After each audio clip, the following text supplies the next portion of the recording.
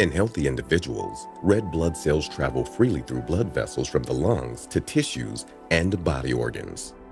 Hemoglobin, the oxygen-carrying molecule in red blood cells, loads oxygen in the lungs and releases oxygen to the tissues.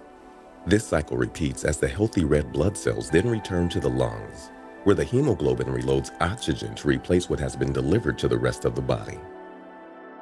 Sickle cell disease is an inherited disorder caused by a mutation in the hemoglobin molecule that leads to production of sickle hemoglobin.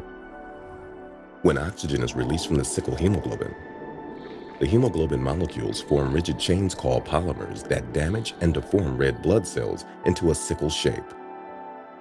This polymerization process creates inflexible, sickled red blood cells that undergo hemolysis, which refers to red blood cell destruction, and cause vaso-occlusion, which means blockage of blood flow. This in turn prevents oxygen from reaching the tissues and organs.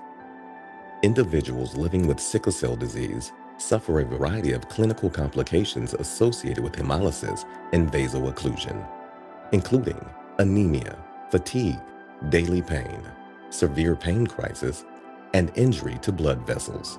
In addition, they are at high risk for stroke, acute chest syndrome, kidney failure, and liver disease. And because of this, average lifespan is shortened by 2 to 3 decades, even with available therapies.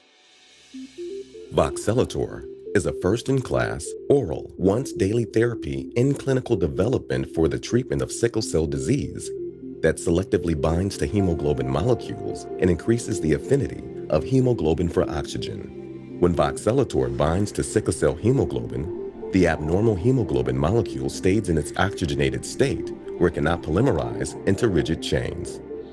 Through this anti-polymerization effect that prevents red blood cell sickling, voxelotor may be shown to reduce the hemolysis and vaso-occlusion that is observed in sickle cell disease. By stopping red blood cell sickling before it starts, voxelotor has the potential to be a disease-modifying treatment